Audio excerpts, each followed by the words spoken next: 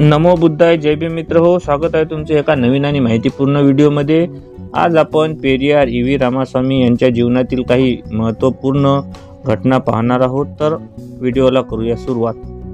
17 September 1879 मध्ये पेरियार ई.व्ही. रामास्वामी यांचा एका श्रीमंत व्यापारी कुटुंबात जन्म झाला.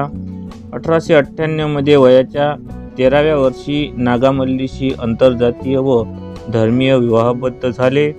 1907 मध्ये काँग्रेस चळवळीकडे आकर्षित झाले.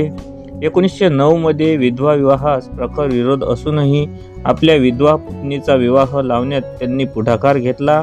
1917 मध्ये येरोडे नगरपालिकेवर नगराध्यक्ष म्हणून नियुक्ती, ऑनररी मॅजिस्ट्रेट म्हणून नियुक्ती हे पद 19 वर्षे भोगले. 1920 मध्ये भारतीय राष्ट्रीय काँग्रेसमध्ये त्यांनी प्रवेश घेतला. 1921 मध्ये ताडीचे दुकानं बंद करण्यासाठी प्रखर त्यांनी आंदोलन केले.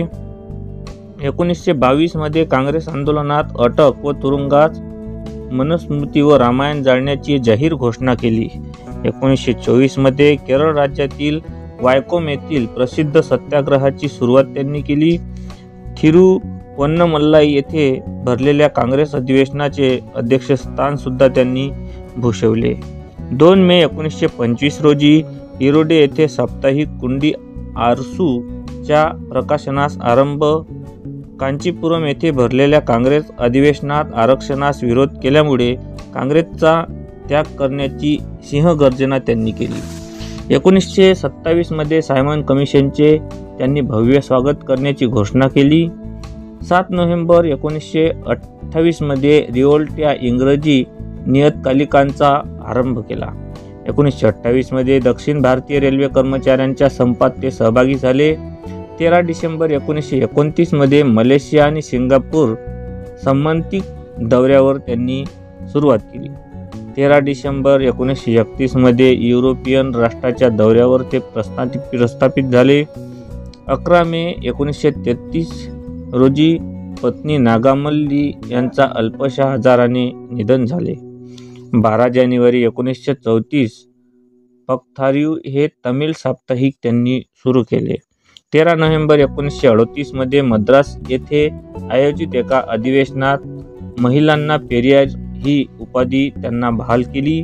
1940 मध्ये मुंबई येथे डॉक्टर बाबासाहेब आंबेडकरांनी मोहम्मद अली जिन्ना यांची त्यांनी भेट घेतली.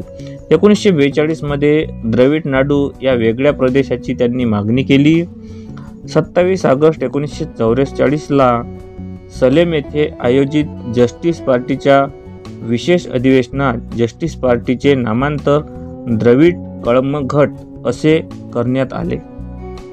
11 मे 1946 रोजी ब्लॅक शर्ट कॉन्फरन्स हे मुंद्रई येथे आयोजित अधिवेशन अधिक त्यांचे गाजले. 9 सप्टेंबर 1949 मध्ये मनी अम्मल यांच्याशी दुसरा विवाह केला. 1951 मध्ये आरक्षण रद्द करण्याचा निर्णय उच्च न्यायालय व सर्वोच्च न्यायालयाने दिल्यानंतर त्यांनी प्रचंड आंदोलन छेडले. 1953 मध्ये गणपतीची मूर्ती फोडून मूर्तीमध्ये देव नसतो हे जनतेस दाखवून दिले. मलेशिया व बर्मा येथील सामंतिक भेट देऊन जागतिक बौद्ध अधिवेशनात सहभाग घेतला. डॉक्टर आंबेडकरांशी भेट तेव्हाच त्यांची झाली. 1955 मध्ये रामाची प्रतिमा दहन केल्यामुळे त्यांना अटक करण्यात आली. 1968 मध्ये रामायणाचे संपूर्ण तामिळनाडू प्रांतात दहन करण्यात आले. 24 डिसेंबर 1973 मध्ये वयाच्या 95व्या वर्षी दुःखद निधन झाले. तर मित्र हो, जर माहिती चांगली वाटली तर चॅनलला लाईक करा, शेअर करा, आपल्या मित्रांपर्यंत पोहोचवा. जय भीम, नमो बुद्धाय.